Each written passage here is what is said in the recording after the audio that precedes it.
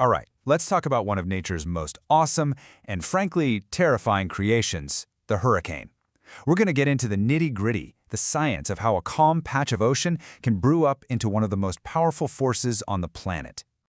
So, to really get a grip on the kind of power we're dealing with, we have to look at a storm that's seared into our collective memory. Hurricane Katrina. Let's start with a number that just stops you in your tracks. Roughly 1,200. That's the estimated number of people who lost their lives when Hurricane Katrina slammed the U.S. Gulf Coast back in August of 2005. Just a catastrophic human toll. And as if that tragic loss of life wasn't enough, the economic devastation was just off the charts. We're talking about a storm so powerful it literally broke the levee system, swamping New Orleans in up to 20 feet of water. It completely redefined what a worst-case scenario looked like. So you gotta ask, how does nature cook up something like this? Well, it's not by accident. It's more like a very specific 4-ingredient recipe for an absolute monster of a storm. Here they are. These are the 4 non-negotiables. You take away even one of these and the whole thing just fizzles out. A powerful hurricane simply can't get off the ground. So let's break down what they are. Okay, ingredient number 1, fuel. And for a hurricane, that fuel is hot water. I mean really hot water, and a lot of it. You need this deep, warm layer of ocean to act like a giant battery, just pumping thermal energy into the atmosphere.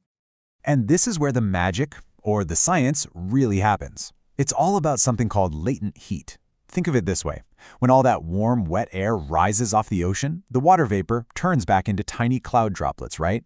Well, that process releases a ton of energy. It's like an invisible engine that supercharges the storm from a simple thunderstorm into a self-fueling behemoth. Okay, so you've got the fuel. Now you need a spark, or in this case, a spin. The storm needs to start rotating, and it gets that initial nudge from the Earth's own rotation, what we call the Coriolis effect. And it's fascinating, right? This effect is super weak right at the equator, and that is exactly why you never see hurricanes forming there. They need to be a little bit off-center to get that spin going. So, once all those ingredients are in the pot, what happens next? Well, the storm doesn't just appear fully formed. It goes through this whole life cycle, building up steam step by step. It starts out as something pretty harmless, really. Just a cluster of thunderstorms. They call it tropical disturbance. But if it finds those perfect conditions, it starts to organize into a depression. Then it gets stronger, becomes a tropical storm, and that's the moment it gets its name. And from there, if it keeps feeding on that warm water, it hits that magic number, 74 miles per hour, and boom, you've officially got a hurricane. And when a hurricane is fully mature, it develops this absolutely wild and iconic structure. Right in the middle, you have the eye. It's bizarrely calm, almost peaceful, with air sinking down. But don't be fooled, because wrapped around that calm center is the eye wall. And that is the most violent, furious part of the entire storm. That's where you find the worst of the worst. Okay, so when you picture a hurricane, what's the first thing you think of? It's probably the wind, right? Trees bending, roofs flying off. But here's the thing that might surprise you. As dangerous as the wind is, it is not the biggest killer. Yeah, check this out. For 50 years, the data is just crystal clear. Nearly 9 out of every 10 deaths from these storms in the U.S. were caused by water. Not wind, water. And when you break it down, it gets even clearer. Look at this. Storm surge, all by itself, is responsible for nearly half of all fatalities. Then you add in the flooding from just heavy rain, and you see the whole picture. Water is the real enemy here. So what exactly is storm surge? Because it's easy to get it wrong. This isn't a tsunami. It's not just one big wave. Imagine the entire sea level rising up. It's a massive dome of water, sometimes 100 miles wide, that the storm literally shoves onto the land. The force is just unimaginable. And that's really the key takeaway, isn't it? The wind is terrifying. It does incredible damage to buildings, for sure.